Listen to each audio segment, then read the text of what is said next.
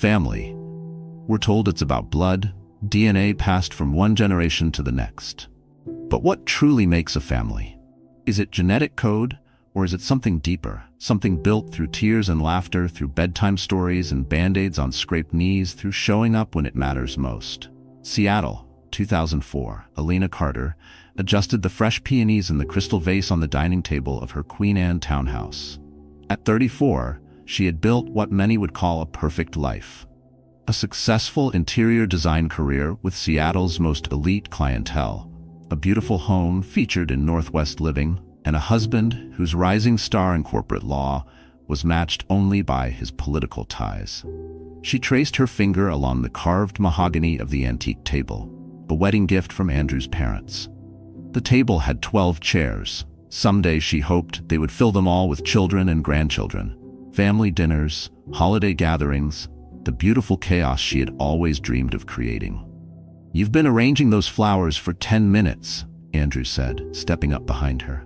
His reflection joined hers in the ornate mirror on the wall, both of them the picture of Pacific Northwest success. She with her chestnut bob and tailored navy dress, he in a charcoal power suit and confident smile.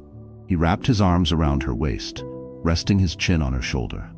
"They look perfect, just like everything you touch." Elena leaned back against him. "Dr. Ramirez called. I have an appointment this afternoon." Andrew's eyes met hers in the mirror. "Good. Maybe we'll finally get some answers."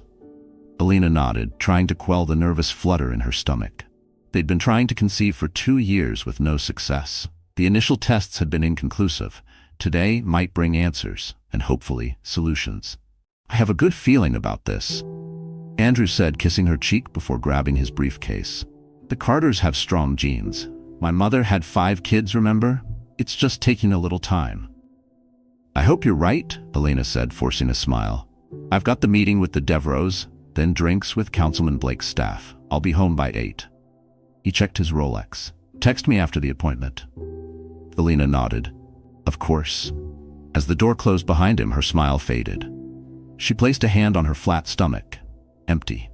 Maybe not for much longer, she hoped. She had already designed the nursery in her head a dozen times. Soft lavender walls, a hand-painted mural of a starlit forest, the antique crib she'd found at a Whidbey Island estate sale. She was ready, more than ready. Dr. Ramirez's office was decorated in calming blues and greens, but Elena felt anything but soothed as she sat across from the fertility specialist, trying to process the words falling like stones between them. "Ovarian failure," Dr. Ramirez said gently. "It means your ovaries have stopped producing eggs earlier than they should." "But I'm only 34, Elena whispered. "It's uncommon at your age, but it does happen. Your hormone tests confirm it." "I'm so sorry, Elena." "There must be treatments, medications, procedures." Elena leaned forward, her hands gripping her purse so tightly her knuckles whitened. Dr. Ramirez's eyes were kind but realistic. "With this diagnosis, the chances of conceiving naturally are less than 5%. Even with the most advanced fertility treatments, using your own eggs would be virtually impossible." The room seemed to tilt slightly. "What about donor eggs? Surrogacy?" "Those are absolutely possibilities," Dr. Ramirez nodded. "Many couples build families that way. There's also adoption. You have options, Elena. Options." The word echoed hollowly as Elena drove home in a daze, tears occasionally blurring her vision. The beauty of Seattle's Volunteer Park, just beginning to bloom with spring, was lost on her. All she could see was the nursery that might never be. She pulled into the driveway 2 hours before Andrew was due home, time enough to process, to breathe, to figure out how to tell him. She made tea, letting the familiar ritual calm her slightly. Donor eggs, surrogacy, adoption. Different paths to the same destination. They could still have their family. When the door opened at 8:30, Elena was sitting in the living room, hands wrapped around a cold cup of tea. "Sorry I'm late," Andrew called out. "Blake's chief of staff is interested in backing my judicial nomination next year. If I go that route, it could be a game changer." He entered the living room, loosening his tie, then stopped when he saw her face. "Elena? What happened? What did the doctor say?"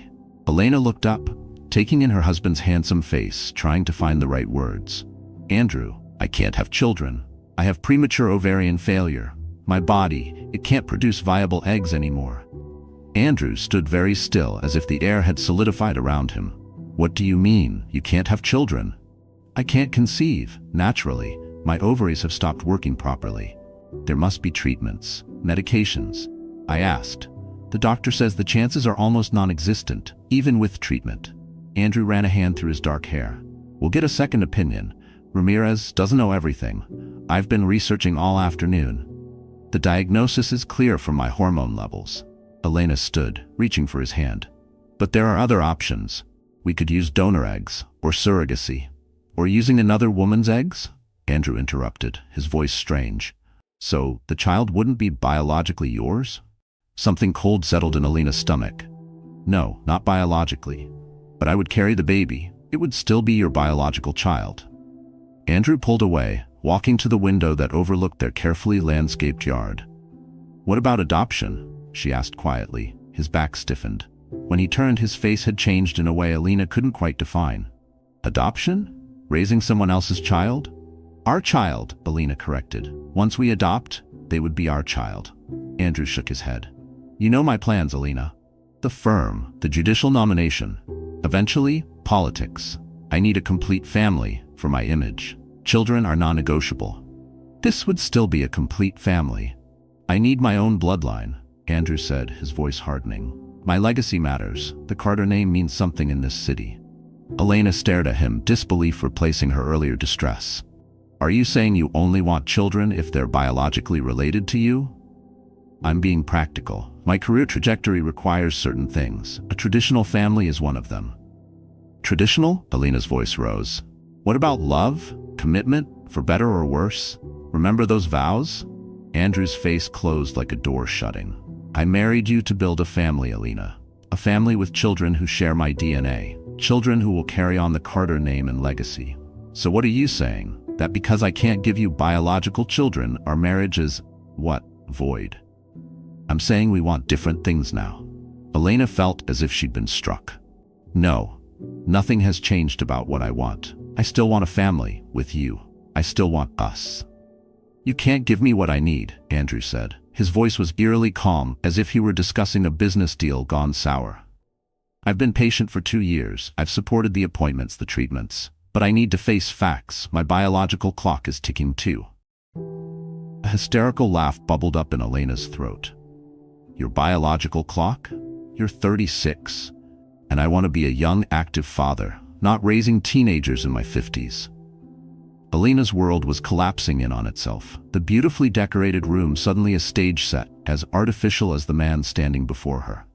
I can't believe what I'm hearing. You're talking about our marriage, our life together, as if it's some sort of contract with conditions. In many ways, marriage is a contract, and the terms have changed. The next morning, Elena woke to the sound of closet doors opening and closing. She found Andrew in their bedroom, methodically removing suits from hangers and placing them in a suitcase. What are you doing? Her voice was hoarse from crying herself to sleep. I'm going to stay at the Fairmont for a while until we figure things out. Figure what out? Whether you can stomach being married to a barren woman? The word was bitter on her tongue. Andrew continued packing. You're being dramatic. This is a practical matter. Practical? Elena grabbed a shirt from his hands. There is nothing practical about walking out on your wife the day after she receives devastating medical news. I'm sorry about your diagnosis. Truly, but it doesn't change my needs. Your needs? Elena's voice cracked. What about my needs? I just found out I can't have the children we've been planning for. I need my husband's support, not his abandonment. Andrew zipped the suitcase closed, his movements precise and controlled. I think we both need some space to consider our options. Options? Elena echoed hollowly. You mean your options, whether to stay with your infertile wife or find someone new who can give you biological children. Andrew didn't deny it, and that silence told Elena everything. When the divorce papers arrived 3 weeks later, Elena wasn't surprised, just hollow. In the cold conference room of Andrew's law firm, she sat across from the man she had loved for 7 years, watching him sign away their marriage with the same pen he used to close multi-million-dollar contracts. I married you to build a family, Andrew said, sliding the papers across the polished mahogany table, not to adopt someone else's children. Elena looked at him, really looked at him. For the first time she saw it, the ambition that burned brighter than any love he might have felt for her. Those strangers would have been our children, Andrew. Family isn't about DNA, it's about love. Andrew straightened his tie. You're entitled to your perspective, and I'm entitled to mine. The settlement was generous. Financially, Andrew could afford to be magnanimous. But the social divorce was brutal. Most of their friends, connected through Andrew's firm and political circles, chose sides. Elena found herself quietly uninvited from charity galas, garden parties, and the social calendar that had once filled her life. 2 months after signing the divorce papers, Elena saw them. Andrew and Catherine Wallace, the daughter of his firm's managing partner, at her favorite restaurant. She was beautiful, 10 years younger, looking at Andrew with adoring eyes. I heard she's already pregnant, the hostess whispered apologetically as she led Elena to a table far from the happy couple. They're announcing their engagement next week. Elena didn't finish her meal. She left cash on the table and walked out, passing their table without being noticed. A ghost in her own life. That night, she stood in the nursery that would never be. The room she had kept empty, waiting. She had to get out of Seattle. Away from the whispers, the pitying glances, the social circles that had closed ranks against her. Away from the possibility of running into Andrew and his fertile young fiancé. She called a real estate agent. The next morning, she sold the townhouse. 2 weeks later, she packed what mattered into her car and left the rest for the estate sale. Seattle had been her dream. But dreams change, or sometimes they're forced to. Chicago, 2005. The tiny apartment on Chicago's north side was nothing like the Queen Anne townhouse. A studio with a kitchenette, a bathroom where the door hit the toilet if opened too widely, and a view of the brick wall of the neighboring building. But it was hers. Paid for with the divorce settlement that would eventually run out.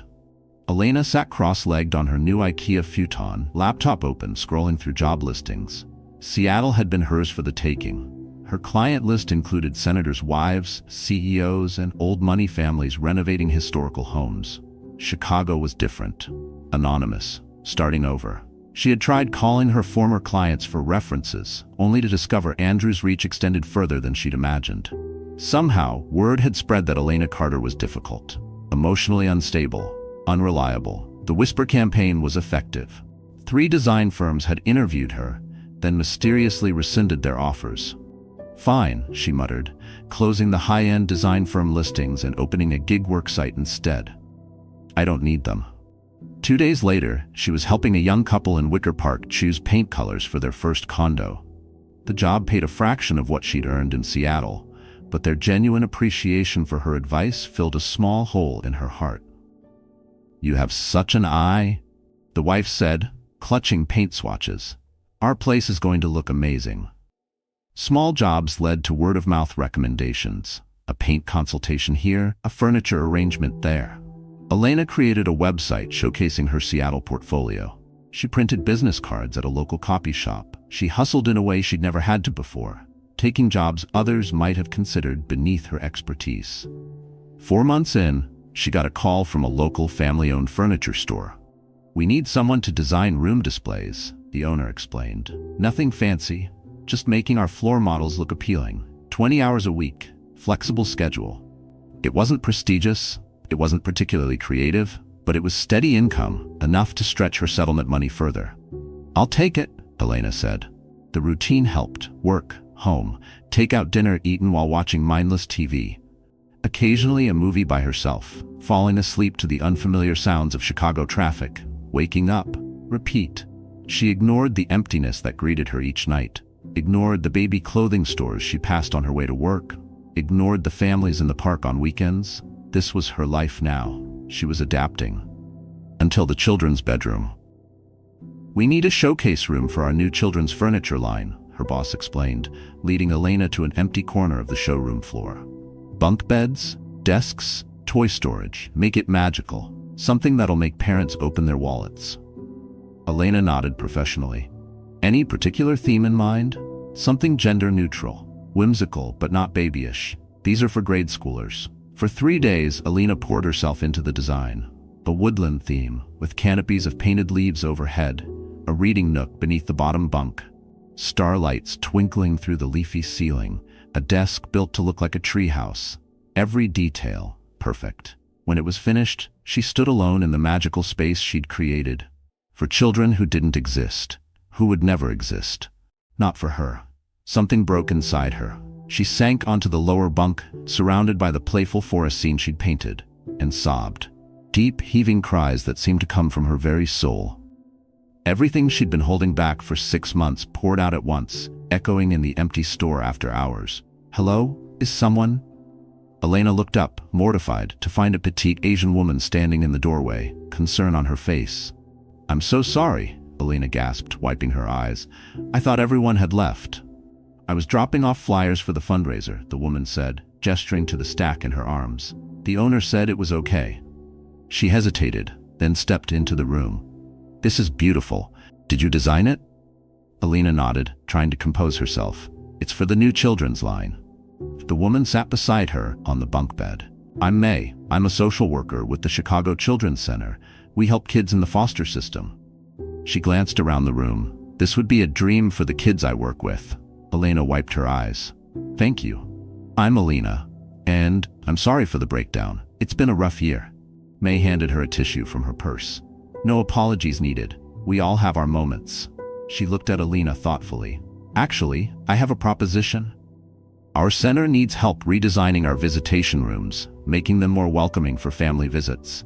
It's volunteer work, but maybe you'd be interested. You clearly have a gift." Elena blinked, surprised. Yes, I could help with that." "Wonderful." May handed her a card. "Come by next week. I'll give you a tour." The Chicago Children's Center was housed in a converted Victorian home in Humboldt Park. The exterior was cheerful, yellow with blue trim, but inside, the rooms were institutional and worn. Beige walls, mismatched furniture, fluorescent lights that hummed and occasionally flickered. "We do what we can with our budget," May explained as she showed Elena around. "But aesthetics aren't the priority when we're struggling to provide basics." Elena nodded, already mentally cataloging quick, inexpensive improvements. Paint would make a huge difference. Softer lighting, maybe some donated furniture. "Our visitation rooms are the priority," May said, opening a door to a space that was supposed to facilitate family reunification, but felt more like a sterile office. "This is where kids meet with their parents, often working toward reunification. We want it to feel safe, comfortable, like a home." "I can help with that," Elena said, ideas already flowing. "I could call some of my vendor contacts for donations." Over the next few weeks, Elena found herself spending more and more time at the center. She solicited paint donations from local hardware stores, convinced her furniture store boss to donate floor models that weren't selling, installed soft lamps and colorful rugs, painted murals on the walls. The work filled something in her that had been empty since Seattle. Here, her design skills weren't about impressing wealthy clients. They were about creating safety and comfort for children who had neither. "You have a gift," May told her one afternoon as they admired a newly transformed playroom. "Not just for design, but for understanding what these kids need. Have you ever considered foster parenting?" Elena's heart twinged. "I don't think I'm in a position to—" A commotion in the hallway interrupted her. Raised voices, a child crying. May's face shifted. "New intake, excuse me?" Elena followed her to the main office, where a harried-looking social worker was trying to calm 3 children, a boy around 7, a girl about 5, and a baby, maybe 10 months old, wailing in a carrier. "Their parents died in a car accident yesterday," the social worker explained quietly to May. "No relatives have come forward. We need emergency placement. 3 siblings." May frowned. "That's going to be tough. We don't have many homes that can take a sibling group this size." "They'll have to be separated," the social worker said, resignation in her voice. "The Changs might take the baby. The Whitfields have room for 1 more. And we'll find somewhere for the oldest." Elena watched the 2 older children clutching each other's hands. The boy's thin shoulders were rigid with tension as he tried to comfort his little sister. The baby's cries grew more desperate. "Can't you keep them together?" Elena asked. "They've just lost their parents." The social workers exchanged glances. "We try," May said gently, "but finding a placement for 3 children together, especially including an infant, is nearly impossible. Elena knelt to the children's level. The boy regarded her wearily, his arm protectively around his sister. "Hi there," Elena said softly. "I'm Elena. What are your names?" The boy hesitated. "I'm Michael. This is Zoe." He pointed to the baby. "That's Emma." "Those are beautiful names," Elena said. "I like how you're taking care of your sisters. That's really brave." Michael's chin trembled slightly before he squared his shoulders. "I promised Mom I'd watch out for them." Something shifted in Elena's chest, a door opening where she thought there was only wall. She looked at the three children, suddenly seeing her own reflection in their loss, their uncertainty, their need. The fear in their eyes was the same fear she'd felt signing those divorce papers, selling her home, starting over in a strange city. No one should feel unwanted. Not them. Not me. "What if," Elena stood turning to May, "what if they stayed with me, just temporarily, until you find a permanent placement for all three?" May's eyes widened. "Elena, that's a huge undertaking. 3 children, including an infant, and you haven't even been certified as a foster parent." "I could start the process right away." "I have a studio apartment," Elena said, surprised by her own certainty. "But I could move. Use some of my settlement money. I have space in my life, space in my heart." "It's not that simple," the other social worker began. "I know it's not simple," Elena interrupted, "but separating them isn't simple either. At least this way, they stay together while you search for a permanent solution." May studied her for a long moment. "Let me make some calls." By some miracle, or perhaps due to the desperate shortage of foster homes willing to take sibling groups, Elena was granted emergency temporary foster status. Her background check was expedited.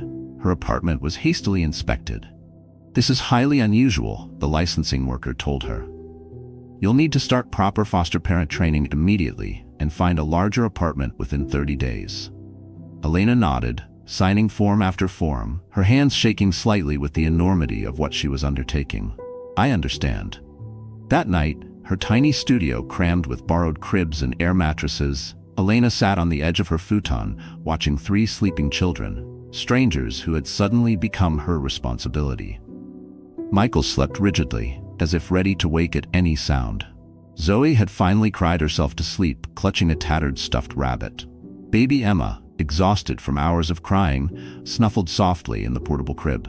"What have I done?" Elena thought, panic rising. "I can't do this. I don't know how to be a mother. I don't have what it takes." Then Emma whimpered in her sleep.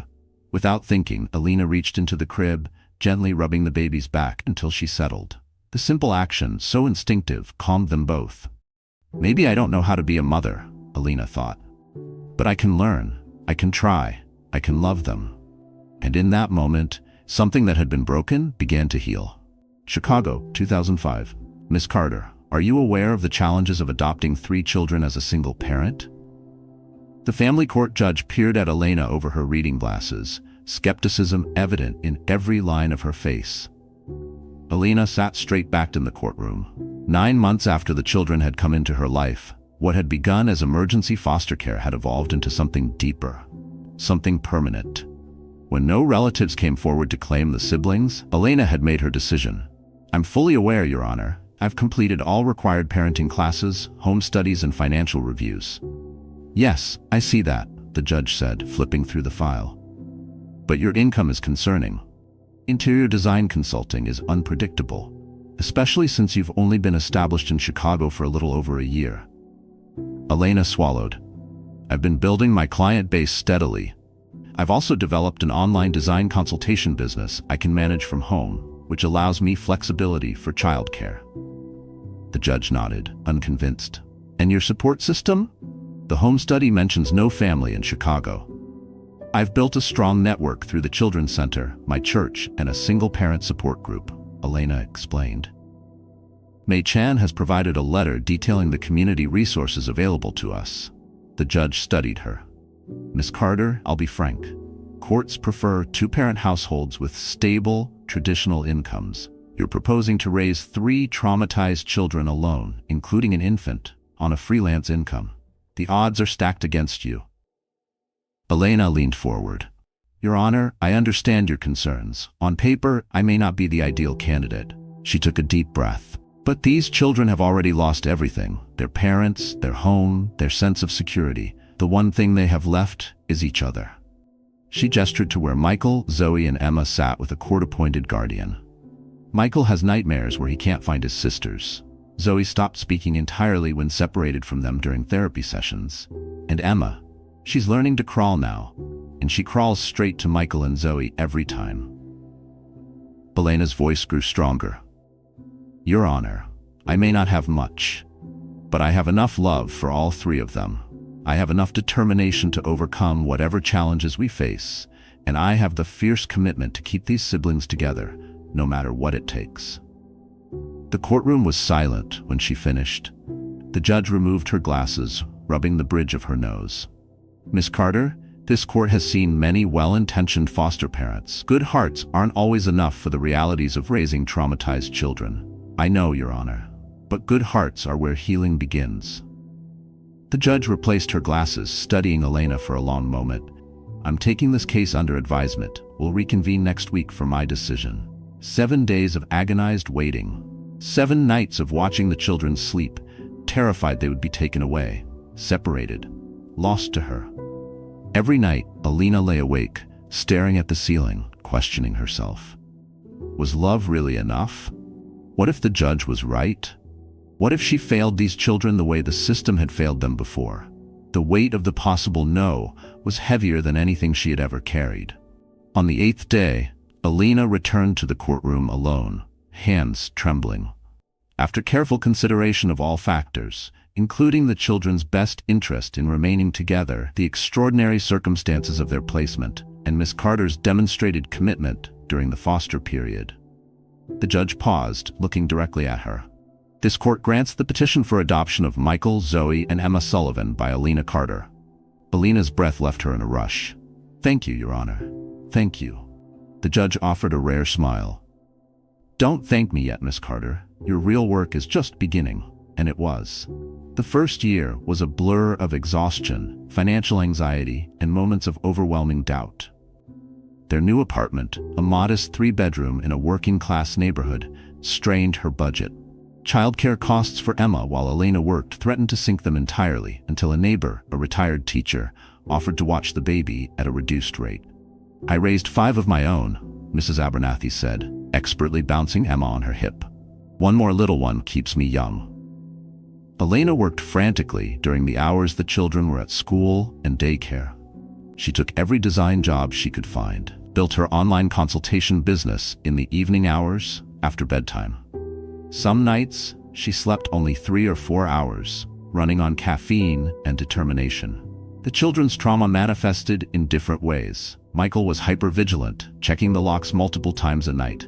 Times each night. Michael hoarded food in his backpack, refused to let his sisters out of his sight at the playground. They're safe, sweetie, Elena would assure him. We're all safe now. You don't know that, he would reply, his eyes too old for his face. Bad things happen to people we love. Zoe had selective mutism, speaking only to Michael and gradually to Elena at home. At school, she was silent, communicating with nods and headshakes, frustrating her teachers and isolating her from potential friends. Emma, too young to understand what she'd lost, was nevertheless affected by the trauma around her. She was clingy, crying hysterically if Elena left the room, waking multiple times each night. Sometimes, in those endless nights of half-sleep and constant worry, Elena would lie awake staring at the ceiling, wondering if love alone was enough. If hugs and nightlights and whispered reassurances could really rewrite the kind of grief these children carried in their bones. There were days Elena wondered if the judge had been right to doubt her. Days when the financial stress, the emotional demands, and the sheer physical exhaustion made her question everything. One Tuesday morning, 6 months after the adoption was finalized, everything fell apart at once. The client who owed Elena $2,000 for a completed project announced they were filing for bankruptcy. The washing machine flooded the bathroom. Emma spiked a fever of 103, and the school called. Michael had punched another boy who'd teased him about not having real parents. Elena sat on the bathroom floor, mopping up soapy water, while a feverish Emma wailed in the portable crib she'd set up to keep an eye on her. The school's voicemail played on speaker. The principal's voice stern as he requested an immediate conference. Her vision blurred, not just from tears, but from sheer mental fatigue, from the gnawing sense that she was failing at everything. She had built her life around holding this family together. But right now, it felt like everything was coming undone. Something inside Elena broke.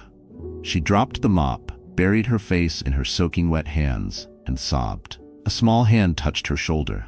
Zoe stood there, 5 years old and solemn, offering a slightly dirty stuffed rabbit. "Bunny helps when I'm sad," she whispered, her voice raspy from disuse. Elena looked up through her tears at the little girl, so wounded, yet finding the courage to comfort an adult. She accepted the rabbit, then opened her arms. Zoe crawled into them without hesitation. "We're going to be okay," Elena whispered. Not sure if she was reassuring Zoe or herself.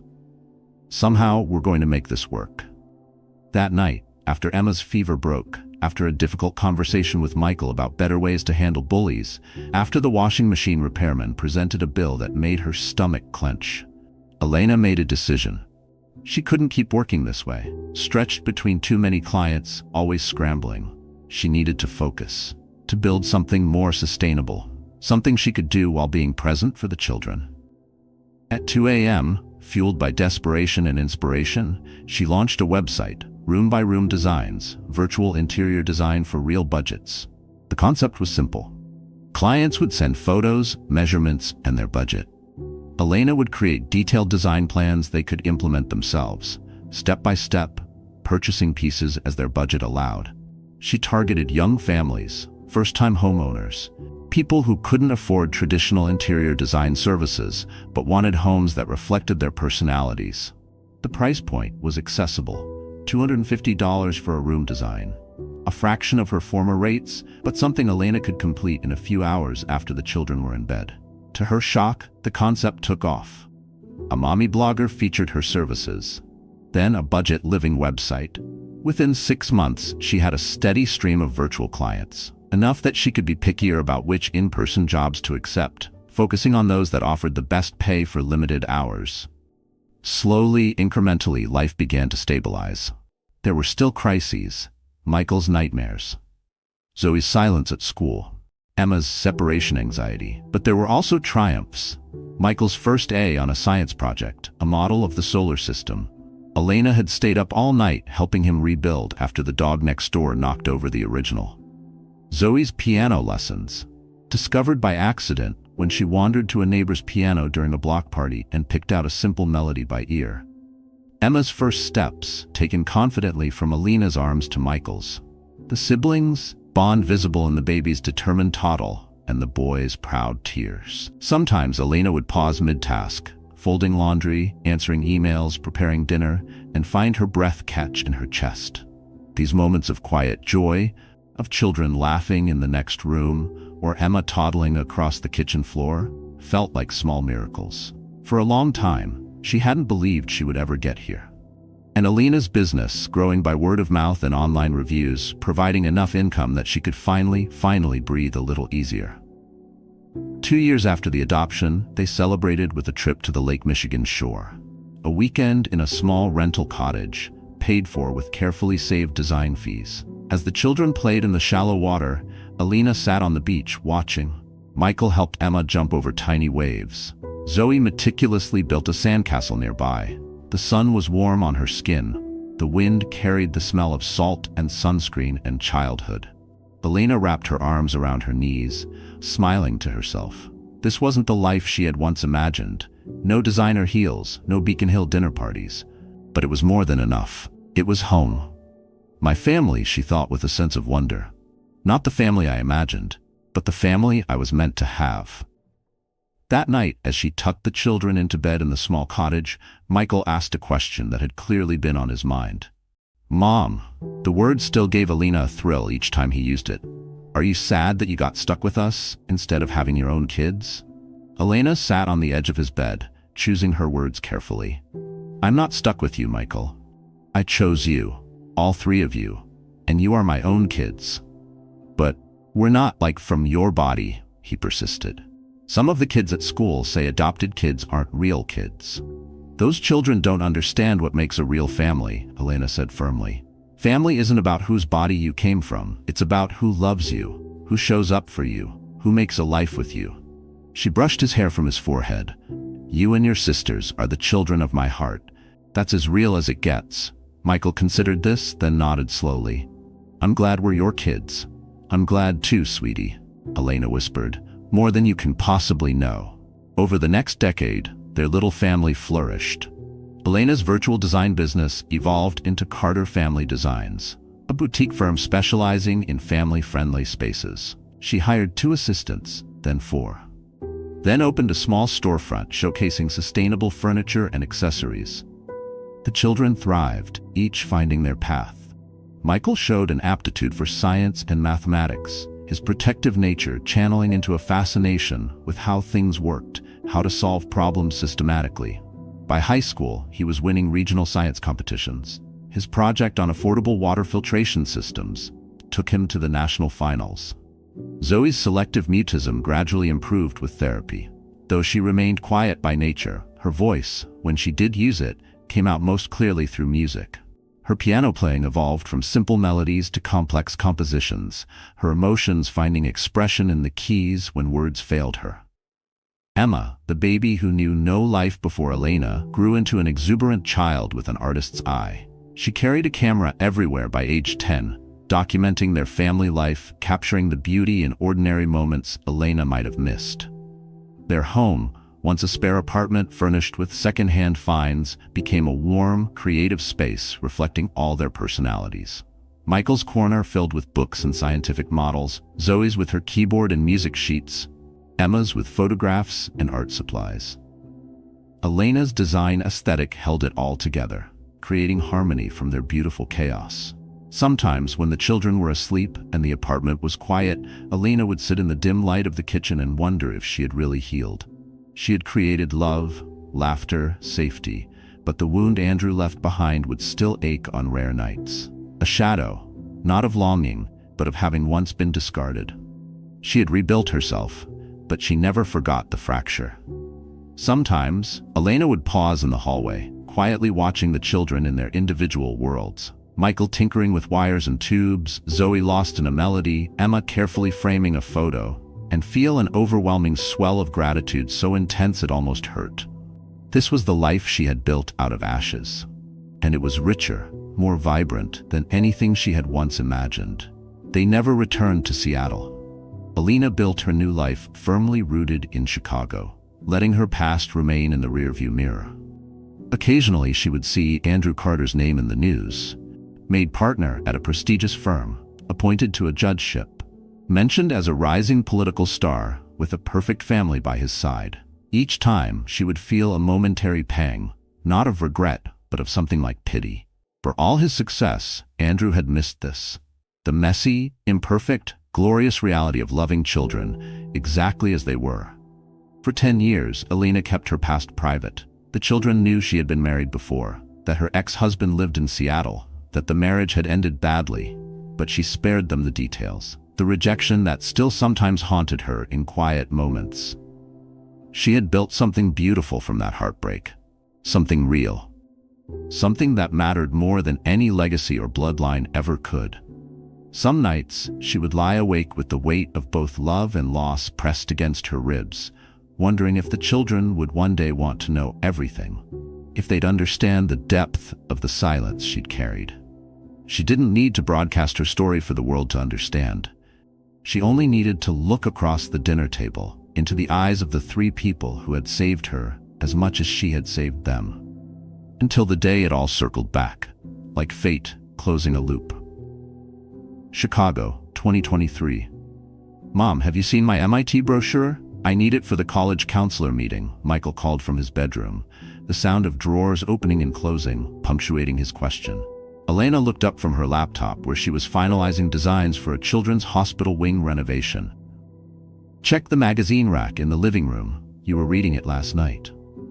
At 17, Michael towered over her now, his lanky frame and serious eyes reminiscent of the solemn 7-year-old who had once appointed himself protector of his sisters. But a decade of security and love had softened his wariness into thoughtful confidence.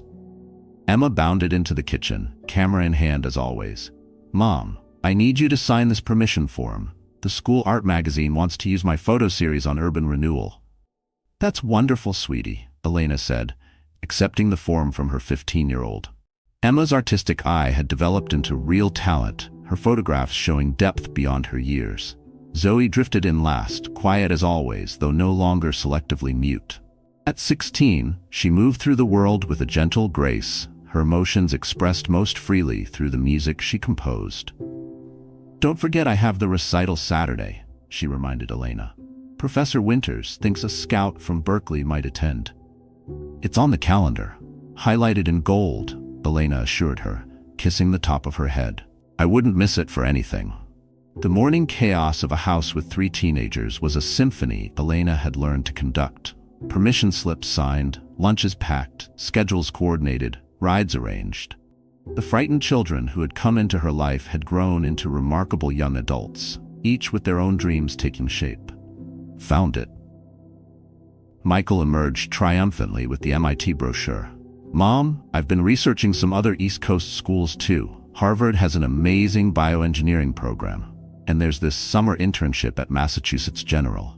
Elena froze slightly at the casual mention of Boston. "Boston? I thought you were focusing on Chicago schools, or maybe California." Michael shrugged, tucking the brochure into his backpack. "Boston has the highest concentration of top science programs in the country, and the research opportunities are incredible. Chicago has excellent programs too," Elena said, trying to keep her voice light. "Northwestern, University of Chicago, I know, but I want to cast a wide net," Michael said. "Besides, I've never even been to the East Coast. It'd be a new adventure." Before Elena could respond, Emma chimed in. "If Michael goes to Boston, can we visit? I've seen amazing photographs of the historic architecture. It'd be perfect for my portfolio." Elena managed a smile that felt stiff. Boston. The city she once loved, that once broke her. The city where she lost a version of herself she thought would last forever. She could still picture that final day. Her suitcase in hand, her body hollow, walking away from the home she had designed for a family that never came to be. Even now, 2 decades later, the name still stirred something raw. "We'll see. Boston winters are brutal. You might prefer California sunshine." Zoe, perceptive as always, studied her mother's face. "Mom, do you not like Boston? For some reason?" "No, it's not that," Elena said quickly. There are so many options to consider." The children exchanged glances, the silent communication they had perfected over years. "Well, I'm keeping my options open," Michael said finally. "The applications aren't due for months anyway." The morning routine resumed, the moment passing as the children gathered their things and headed out. Michael and Zoe to high school, Emma to her arts magnet program.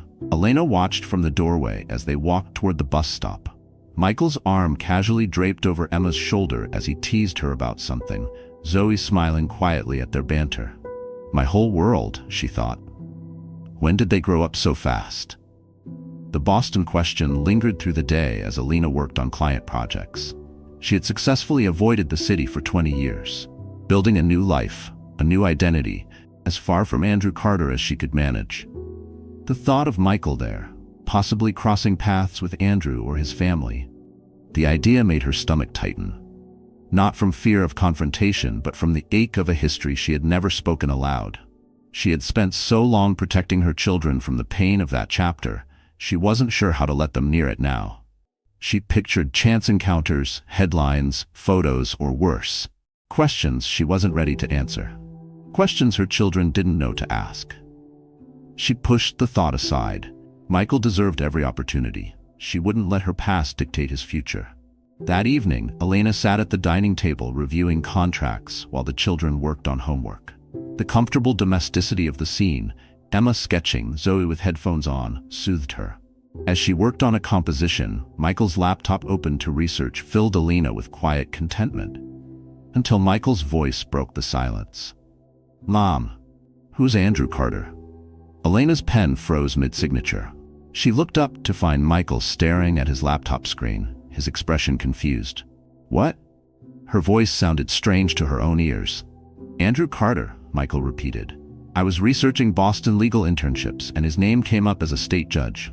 But then I found this old article about," he trailed off, his eyes meeting hers, "about you and him, your wedding announcement, in the Boston Globe." The room went still. Emma put down her sketchbook. Zoe removed her headphones. "Michael, why are you researching my ex-husband?" Elena asked carefully. "I wasn't," he said quickly. "I swear. His name came up in an article about judicial internships, and when I was reading his bio, it mentioned his first marriage. The name Elena Carter caught my eye, so I searched both your names and found the wedding announcement. Then more articles."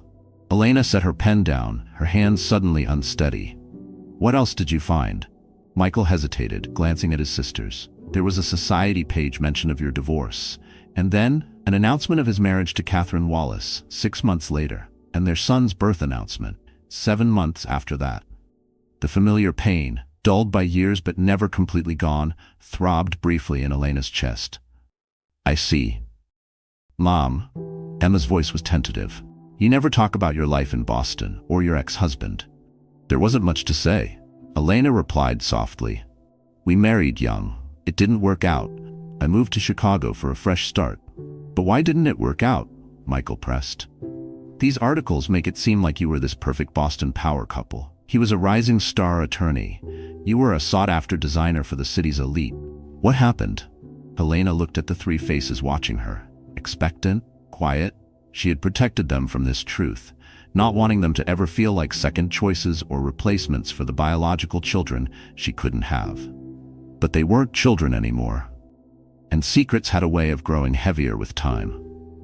"The marriage ended because I couldn't have biological children," she said quietly. "I was diagnosed with premature ovarian failure. Andrew wanted children, his own biological children, to continue the Carter name and legacy. When he learned I couldn't provide that, he left." The silence that followed was deafening. Emma's eyes filled with tears. Zoe's face went completely still. Michael looked thunderstruck. "He left you because you couldn't have babies?" Emma finally asked, her voice small. Elena nodded. "He said adoption wasn't an option. He needed his own bloodline." The words still tasted bitter, even 20 years later. "But that's horrible," Michael said, his hands clenching into fists on the table. "What kind of man does that?" "An ambitious one," Elena said. Elena said simply. Andrew had a very specific vision for his life and career. A traditional family with biological children was part of that vision. When I couldn't fulfill that role, he found someone who could. "Is that why you adopted us?" Zoe asked quietly. "Because he made you feel like you weren't enough without children?" "No," Elena said firmly, reaching across the table to take her hand. "Never think that. I adopted you because the moment I saw you 3, I knew you were my children. My heart recognized you before my head caught up." She looked at each of them in turn. "Andrew's rejection hurt deeply, yes, but it also freed me to find you, to build the family I was meant to have." Michael was still frowning at his laptop. "So this guy just what? Traded you in for a younger model who could give him babies?" Elena winced. "That's a bit simplistic, but essentially yes. Catherine was the daughter of his law firm's managing partner. Their marriage was advantageous professionally as well as personally." "And now he's some big-shot judge?" Emma asked, indignation coloring her voice. "State court." "Yes," Elena said. "From what I've gathered over the years, he's been very successful." She didn't mention the occasions she'd seen his name listed as a potential candidate for higher appointments, or the photos of him standing beside senators and governors at fundraisers. Michael turned his laptop around, showing a webpage. "He's more than just a judge now, Mom. He's running for state senate." Elena felt a chill. The screen showed a campaign website, Judge Andrew Carter for Massachusetts State Senate Family, Integrity, Results. A smiling Andrew, older, distinguished, with touches of gray at his temples, stood with Catherine and 2 college-aged children, a son and daughter. The perfect political family. His campaign slogan is family values. Fiscal responsibility, Michael read, his voice hardening. There's a whole section here about his commitment to the sacred bonds of parenthood and traditional family structures. Emma made a disgusted noise. Hypocrite much? He literally abandoned his wife because she couldn't have babies. And here he is talking about character and standing by your commitments. Michael continued scrolling through the website. It says he's hosting a major campaign fundraising gala at the Ritz-Carlton Boston next month. All the state's political elite will be there. Zoe, who had been quiet, suddenly looked up. Did you ever wish you could tell people the truth about him? About what he did? Elena considered the question. In the early days, yes, I was angry and hurt, but over time I realized living well was its own reward. Building this family with you three has been more fulfilling than any revenge could ever be. The children exchanged another one of their looks, silent communication that sometimes excluded her. What? Elena asked, recognizing the signs of a brewing idea. Nothing, Michael said too quickly. It's unfair that he gets to reinvent himself as this family values champion when he threw away his marriage the minute it got tough. Life is often unfair, Elena said gently, but we can't let that embitter us. The conversation shifted to other topics, but Elena noticed her children were unusually quiet for the rest of the evening. When they retreated to their rooms, she could hear the murmur of voices, moving between each other's doorways, discussing something intently. A week passed.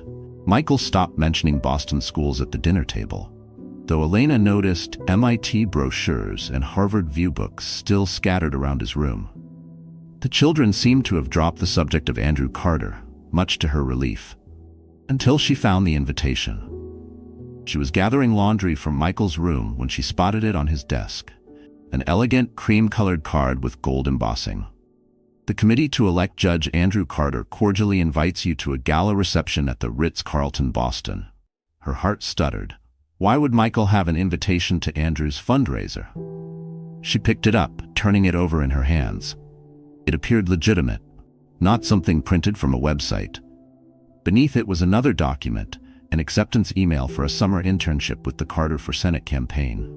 Elena sank onto Michael's bed, her legs suddenly unsteady. What was happening? Had Michael applied for an internship with her ex-husband's campaign? Why would he do that? She found a third document, an email confirmation from a Boston hotel, reserving a room for 3 nights. The dates coincided with Andrew's gala. She was still sitting there, the papers in her lap, when Michael came home from school. Mom? He stood in the doorway, his backpack slung over one shoulder. His eyes fell to the documents in her hands, and his expression shifted from surprise to determination. I can explain. Please do, Elena said quietly. Michael set his backpack down and sat beside her on the bed. After what you told us about him, about how he treated you, we couldn't just let it go. We, Elena asked, though she already knew. Michael nodded. Zoe, Emma, and me. We talked about it, and we came up with a plan. A plan, Elena repeated flatly. I applied for the campaign internship using my academic credentials.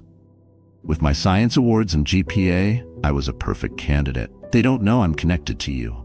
I used Dad's last name, Sullivan. Elena stared at him. Michael rarely referred to himself by his birth father's surname. You deliberately deceived them to get this internship? I didn't lie about my qualifications, Michael said defensively. I just omitted our connection. And the hotel reservation? The gala invitation? Michael took a deep breath. The campaign is giving interns tickets to the gala. It's a big networking opportunity. Zoe arranged to perform at the gala through her piano teacher, who has connections in the Boston arts community. And Emma applied for a photography position through her arts program, documenting the event for a local magazine. Elena felt lightheaded. So all 3 of you have manipulated your way into this event. To what end exactly? We're not planning anything dramatic, Michael assured her. We want him to see us, to see the family you built without him. The children, he said, weren't good enough because they wouldn't carry his precious DNA. Elena stood, pacing the small bedroom. This isn't your battle to fight, Michael. What happened between Andrew and me was 20 years ago. But he's still benefiting from the image he's created, Michael argued, running on family values when he showed none. It's not right. Life isn't always right or fair, Elena said. That doesn't mean we should let people like him succeed by lying about who they really are. Elena turned to face her son, seeing in his passionate defense echoes of her own younger self. And what exactly do you hope to accomplish? Publicly embarrass him? Create a scene? That could backfire badly. We don't want to create a scene, Michael said. We just want to be there. to be seen, to be a silent reminder of the family he rejected. He paused, choosing his words carefully. And maybe we thought you might want to be there too, to show him that his rejection didn't break you, that you built something beautiful without him. Elena felt tears threatening. The love behind their misguided plan touched her deeply, even as the potential for disaster alarmed her. You should have talked to me first. Would you have agreed? No, she admitted. Probably not. That's why we didn't tell you. I need to think about this, Elena said, gathering the papers. And I need to talk to your sisters. That evening, Elena called a family meeting. Emma and Zoe admitted their parts in the plan, both equally determined and unapologetic. He hurt you, Mom, Emma said fiercely. He threw you away like you were nothing, and now he's pretending to be this paragon of family values. You've done everything for us, Zoe added, her quiet voice strengthening with emotion. You kept us together when the system wanted to separate us. You worked so hard to give us opportunities. You deserve vindication. Elena looked at these three remarkable young people, their faces alight with protective love for her. How could she explain that Andrew Carter's opinion had ceased to matter to her years ago? That the family they'd built together was vindication enough? But looking at their determined faces, she realized this wasn't just about her anymore. It was about them, their identity, their journey. Their need to face the man who had deemed adoption an unacceptable way to build a family. If we do this, she said slowly, we do it with dignity. No scenes, no confrontations, no manipulations beyond what you've already set in motion. Three faces brightened. You're agreeing? Michael asked, incredulously. I'm considering it, Elena corrected. But first, I want to know exactly what each of you has planned. No surprises. As they laid out their scheme, Michael working behind the scenes as a campaign intern, Zoe playing piano during the gala reception, Emma photographing the event, Elena had to admit it was clever. They had found legitimate ways to be present at the gala, using their genuine talents. And what happens when he sees me? Elena asked, because he will recognize me, even after 20 years. The siblings exchanged glances. That's kind of the point, Emma said. We want him to see that you're successful, confident that you've built an amazing family, the very thing he said you couldn't have without him. Elena sighed. And you don't think this is petty? Holding on to a 20-year-old grievance? It's not petty to stand up for the truth, Michael argued. He's marketing himself as something he's not. If he hadn't gone into politics, maybe it wouldn't matter. But he's asking people to trust him based on values he himself betrayed. Elena looked at her three children, so passionate, so protective, so determined to right a wrong they felt had been done to her. This wasn't really about Andrew, she realized. It was about them, claiming their place in her story, asserting that they were a real family, as real as any biological one. All right, she said finally, but we do this my way. No ambushes, no public confrontations. We go. We are seen. We leave with our dignity intact. Agreed? Three heads nodded solemnly. And if at any point I say it's time to go, we go. No arguments. Agreed, they chorused. Elena felt a flutter of anxiety. After 20 years, she was returning to Boston, to the world she'd left behind, and she was doing it on Andrew Carter's territory. It was madness. Yet something in her responded to the challenge. Maybe it was time to close this circle, to face the man who had once deemed her unworthy because she couldn't bear his children. To show him the family she had built without him, not for revenge, not even for vindication, but for closure, for her children, and perhaps, finally, for herself. Boston, 2023. The Ritz-Carlton Boston glittered with old money elegance, the kind Elena had once navigated with practiced ease during her first life in this city. Now, standing in the hotel suite she shared with her daughters, she smoothed the midnight blue gown she'd chosen for the evening, fighting the flutter of nerves in her stomach. You look beautiful, Mom, Emma said, adjusting her own simple black dress. Professional enough for her role as event photographer, elegant enough for the gala setting. Zoe nodded in agreement. Elegant in a silver gown, appropriate for a performing pianist. You don't look nervous at all. Elena smiled, ruefully. Then my acting skills have improved with age. Michael knocked and entered, looking startlingly grown up in his dark suit. For a moment, Elena felt a pang. He resembled his birth father in profile, the father he'd lost too young. But the determined set of his jaw, the protective way he looked at his mother and sisters, that was all his own. "The campaign team is already downstairs," he reported. "Judge Carter and his family are doing a private meet and greet with the major donors before the main event." He checked his watch. "Zoe, you should head down. The musicians are gathering." Zoe nodded, picking up her small evening bag. "Remember, I'm playing during the cocktail hour and then again when the speeches begin," Zoe reminded them. "And I'll be circulating, taking candids," Emma added, checking her camera. "The Boston Arts Quarterly editor is expecting a full photo essay." Elena marveled at her children's composure, their careful planning. "And you, Michael, what's your role tonight?" "I'll be helping coordinate the donor introductions, making sure Judge Carter's remarks are loaded into the teleprompter, and generally being an efficient, invisible presence." He grinned. "The campaign manager already loves me, said I'm the most organized intern they've ever had." Despite her anxiety, Elena felt a surge of pride in these three remarkable young people. "Just remember our agreement. We're here to be seen, not to create a scene. Dignity above all." They nodded solemnly. Michael and Zoe departed first, heading downstairs to assume their positions. Emma lingered, adjusting her camera strap. "Are you sure you want to do this, Mom?" she asked quietly. "It's not too late to back out." Elena took a deep breath, considering the question. Was she ready to face Andrew after all these years? To stand in a room full of Boston's elite, many of whom had known her in her previous life? To risk the pain of old wounds reopening? She thought of Andrew's campaign website, the sanctimonious language about family values and commitment. She thought of the three children who had planned this entire operation out of love for her, out of a desire to be acknowledged as a real family. "I'm sure," she said finally, "some circles need closing." The ballroom was transformed for the evening, glowing with subtle lighting that highlighted the architectural details while flattering the wealthy, influential attendees. Elena paused at the entrance, taking in the scene. Crystal chandeliers, white-jacketed servers with trays of champagne, Boston's power brokers in dark suits and designer dresses, all gathered to support Andrew Carter's Senate bid.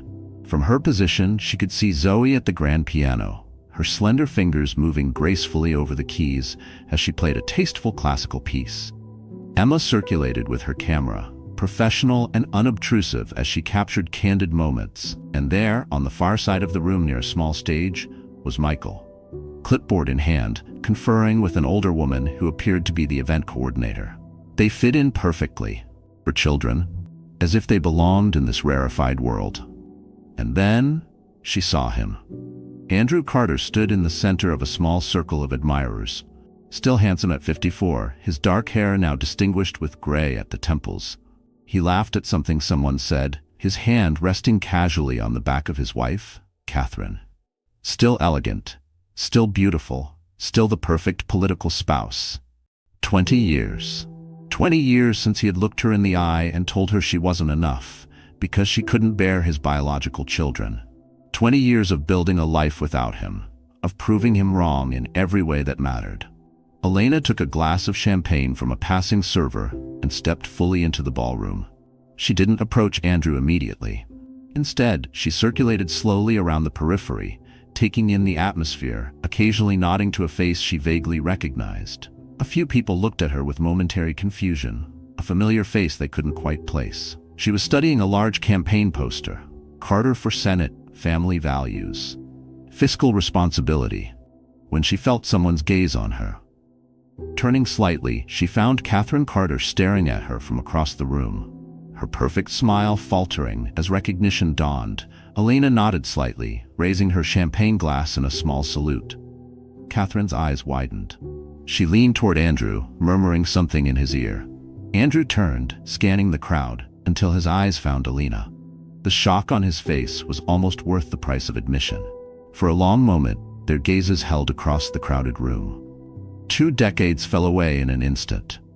Elena saw the flicker of disbelief, the momentary uncertainty, the quick calculation behind his eyes as he tried to determine what her presence meant. Then his political training took over.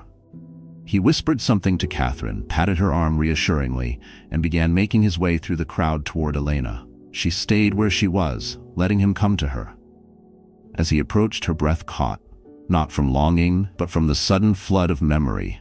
The wedding, the hospital room, the silence after he walked out. She reminded herself she wasn't that woman anymore. She wasn't here to beg or explain. She was here to stand her ground. Her heart pounded, but she kept her expression composed, taking a small sip of champagne as he approached. "Elena," he said when he reached her, his voice controlled, but tension evident in the set of his shoulders. "This is unexpected." "Hello, Andrew," she replied, pleased that her voice remained steady. "You look well. Success agrees with you." His eyes scanned her face, searching for clues to her intentions. "Thank you. You look remarkable. I didn't realize you were back in Boston." "Just visiting," she said. "When I heard about your Senate campaign, I was curious." "I see." His politician's smile didn't reach his eyes. "Well, it's kind of you to support the campaign, though I have to admit, given our history, I'm a bit surprised." "Are you?" Elena raised an eyebrow. "I've always believed in acknowledging the truth, no matter how uncomfortable." Andrew's smile tightened. "Perhaps we could speak privately. There's a quiet room just off the—" "I don't think that's necessary," Elena interrupted smoothly. "I'm not here to disrupt your evening, Andrew. I'm here to witness it." For a moment, something flickered behind his eyes. Recognition, maybe even shame, but it was gone as quickly as it came. Before he could respond, the event coordinator approached, Michael a half step behind her. "Judge Carter, the major donors are assembled for the photo opportunity. Then we'll begin the formal program in 10 minutes, the coordinator said, gesturing toward the stage. "Thank you, Margaret. I'll be right there." Andrew's eyes never left Elena's face. "Is there anything else you need, Judge Carter?" Michael asked, his voice perfectly professional, despite standing face to face with the man who had abandoned his mother. Andrew glanced at Michael briefly. "No, thank you." He paused, clearly searching for the young man's name. "Michael Sullivan, sir. I'm one of your campaign interns." Andrew nodded distractedly, his focus returning to Elena. "We'll continue this conversation later," he said quietly. "After the speeches." "I look forward to hearing what you have to say about family values," Elena replied, her tone mild but meaningful. A flicker of unease crossed Andrew's face before his political mask slipped back into place. He nodded curtly and moved away, following the coordinator toward the stage. Michael remained behind, his eyes meeting Elena's. "You okay?" he murmured. "Perfectly," she assured him. "Go, do your job. I'm fine." As Michael returned to his duties, Elena found a seat near the back of the room where she could observe without being obvious. From this vantage point, she could see Elena Carter watching her, concern evident in her flawless features. The formal program began with introductions from the campaign chair, followed by a glowing endorsement from the current governor. Throughout it all, Andrew maintained his composed, statesmanlike expression, though Elena noticed his eyes occasionally scanning the crowd, finding her, then moving away. And then Zoe began to play. The campaign had clearly requested something dignified, yet emotionally stirring as background for Andrew's entrance to the podium. But Zoe had chosen a different piece, a haunting, complex melody that Elena recognized immediately. It was Pachelbel's Canon in D, the piece that had played as Elena walked down the aisle at their wedding, 23 years ago. Andrew recognized it too. As he approached the podium, his step faltered, almost imperceptibly. His eyes found Zoe at the piano, then darted to Elena, confusion evident. Elena kept her expression neutral, though her heart swelled with love for her daughter's subtle, powerful choice. No one else in the room would understand the significance, but Andrew knew. The reminder of vows made and broken hung in the air between them. Distinguished guests, friends, and supporters, Andrew began, his practiced voice warm and confident, despite his momentary hesitation. "I stand before you tonight, humbled by your support and inspired by your faith in our shared vision for Massachusetts." As he continued his speech, outlining his platform and qualifications, Elena observed the man she had once loved. He was good at this. The right blend of gravitas and approachability, conviction and humility. "At the heart of my campaign are the values that have guided my life and career," Andrew continued. "Integrity, responsibility, and above all, family." He gestured toward Catherine and their 2 adult children, seated in the front row. "My wife Catherine and our children, Brandon and Jessica, remind me daily of what truly matters in this world: the bonds that connect us, the commitments that define us. Elena felt a sharp pang. Despite herself, the hypocrisy was breathtaking. In today's world, we need leaders who understand that strong families build strong communities, Andrew continued, who recognize that the promises we make to each other are sacred. His voice trailed off as his eyes caught movement at the back of the room. Emma had moved to a better position for photographs, her camera raised, lens pointed directly at him. For a moment, Andrew seemed transfixed by the young woman with the camera, something about her face causing him to lose his train of thought. He glanced down at his notes. We need leaders who understand that character is revealed in how we respond to challenges. His eyes drifted to Michael, who stood near the teleprompter, his stance attentive but his gaze direct and unflinching. Again, Andrew faltered, a flicker of confusion crossing his features. Leaders who believe that our legacy is defined by... He stopped again. His gaze returned to Zoe at the piano, then to Elena in the audience, then back to Emma with her camera. The audience began to murmur, concerned by the uncharacteristic stumbling of the usually polished candidate. Elena saw the moment it clicked. The moment Andrew realized who these young people were, what their presence alongside her meant. His face paled slightly, his knuckles whitened as he gripped the podium. Our legacy, he continued, his voice slightly strained, is defined by our actions, not just our words. The irony of his statement hung in the air, at least for the 5 people who understood the full context. Andrew recovered, finishing his speech to enthusiastic applause, but his eyes kept returning to Elena and the 3 young adults whose presence had so unsettled him. The pianist, the photographer, the attentive intern. 3 young faces that shouldn't be familiar, but somehow were, connected to the woman he had discarded 20 years ago because she couldn't have children.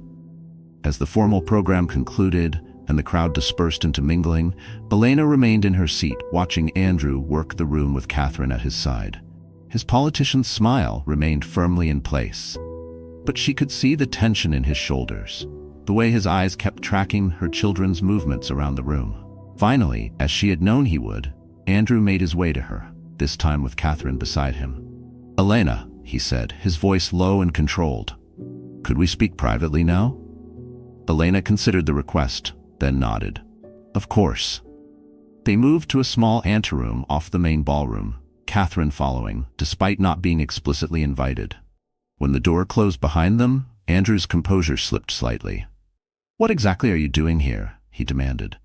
Is this some kind of stunt? Elena raised an eyebrow. I'm attending a public campaign event, Andrew. There's no law against that. And those young people, the pianist, the photographer, the intern, they're with you, aren't they? This is some kind of coordinated ambush. They're my children, Elena said simply, and they wanted to see the man who once decided that adoption wasn't good enough for his family image. Catherine's eyes widened. Your children, you adopted? Yes, Elena said, turning to face her. 3 siblings who had lost their parents. They would have been separated in the foster system, but I couldn't let that happen. Not when I had enough love for all of them. Andrew ran a hand through his hair, his political mask slipping further. So you brought them here too? What? Embarrass me? Disrupt my campaign? No, Elena said calmly. They came here because they wanted to see the man who rejected their mother for being infertile. The man who claimed to value family while abandoning his wife at her most vulnerable moment.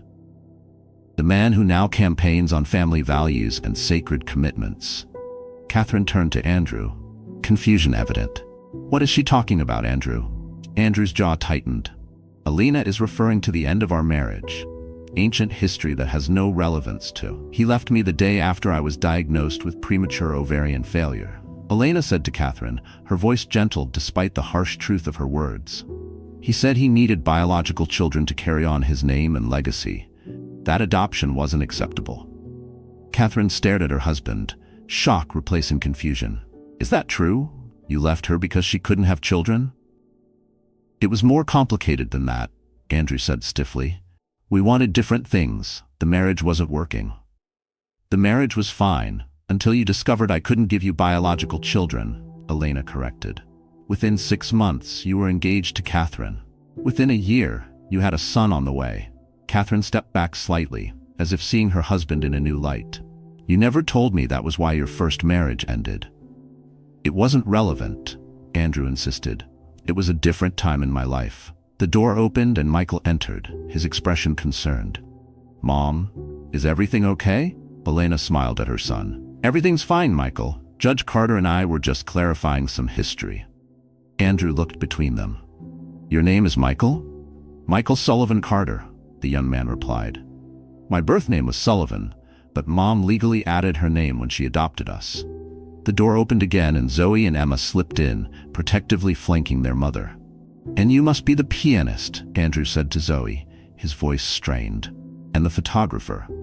I'm Zoe, she said quietly. This is our sister Emma. Andrew looked at the three siblings, then at Elena, understanding and disbelief warring in his expression. So, this is why you're here, to show me that you built a family after all. We're here because we wanted to see the man who thought biology was more important than character, Michael said, his voice level but intense. The man who calls himself a champion of family values while having abandoned his wife when she needed him most. You have no right to judge me, Andrew began, his voice hardening. You don't know anything about. We know everything, Emma interrupted. We know you married Mom when she was 25. We know you were building a political career. Even then, we know that when she couldn't have biological children, you discarded her like she was defective, and married a younger woman who could give you the heirs you wanted. Emma, Elena said gently, placing a hand on her daughter's arm. That's enough. Catherine was staring at Andrew as if seeing a stranger. Is this true? All of it? Andrew's face flushed. It was a different time in my life. I was younger, more focused on certain traditional expectations. You told me your first marriage ended because of irreconcilable differences, Catherine said, her voice hollow. That you'd grown apart. That was easier than explaining the complexities of what? Of the fact that you abandoned your wife because she was infertile? Catherine interrupted. She shook her head, a bitter laugh escaping. God, the irony. Andrew frowned. What are you talking about? Catherine glanced at Elena and the children, then back at her husband. Her face was pale, but her eyes had sharpened, not with shock now, but clarity. The speeches, the interviews, the promises. You've built a whole career on the image of family man, of principled leader. And yet this is the foundation you built it on? We should continue this conversation elsewhere. A knock on the door prevented further discussion. The campaign manager poked his head in. Judge Carter? The Boston Globe reporter is waiting for your interview, and several major donors are asking to speak with you. Andrew straightened his tie, political mask sliding back into place. I'll be right there. He turned to Elena, his voice low and urgent. This isn't the time or place for this conversation. There is no conversation, Andrew, Elena replied calmly. We didn't come for confrontation or scandal. We came for truth. Your version of the truth, he muttered. Tell me anything I've said that isn't factual, Elena challenged. Did you or did you not leave our marriage specifically because I couldn't have biological children? Did you or did you not tell me that adoption wasn't an option because you needed your own bloodline? Andrew's silence was answer enough. That's what I thought, Elena said quietly. Go finish your campaign event, Andrew. We won't disrupt anything further. As Andrew turned to leave, Michael spoke up. Judge Carter, I'll be tendering my resignation from the internship, effective immediately. I apologize for any inconvenience. Andrew paused, studying the serious young man. You're a gifted organizer. It's a shame to lose your talent. I've learned a lot about politics during my brief time with your campaign, Michael replied, his meaning clear. More than I expected. Andrew nodded stiffly and left, Catherine following after a final, conflicted glance at Elena. As she exited, Catherine turned back one last time, her expression no longer one of confusion, but something quieter, almost an apology. Elena met her gaze, steady and calm. No words were needed. There was a reckoning in that look, and maybe a reckoning long overdue. When the door closed, Emma was the first to speak. Did you see his face when he realized who we were? Worth it, Zoe said quietly. Totally worth it. The way he stumbled during his speech about family values, she added with quiet satisfaction. It was like watching cognitive dissonance in real time. Elena looked at her children, their protective stances, their righteous indignation on her behalf, their unconcealed pride in having orchestrated this confrontation. Love overwhelmed her. "I think we've accomplished what we came for," she said softly. "It's time to go." "But the gala isn't over," Emma protested. "Don't you want to see what happens next?" Catherine seemed pretty shocked by the truth. Elena shook her head. This was never about destroying Andrew's marriage or campaign. It was about facing the past and being seen. "We've done." "Mom's right," Michael said. "Ever the practical one. We've made our point, with dignity, just as we agreed." As they gathered their things and prepared to leave, Elena took one last look around the opulent room that represented the world she had once belonged to. Crystal chandeliers shimmered above polished floors. Laughter and murmurs echoed in the background. But none of it touched her anymore.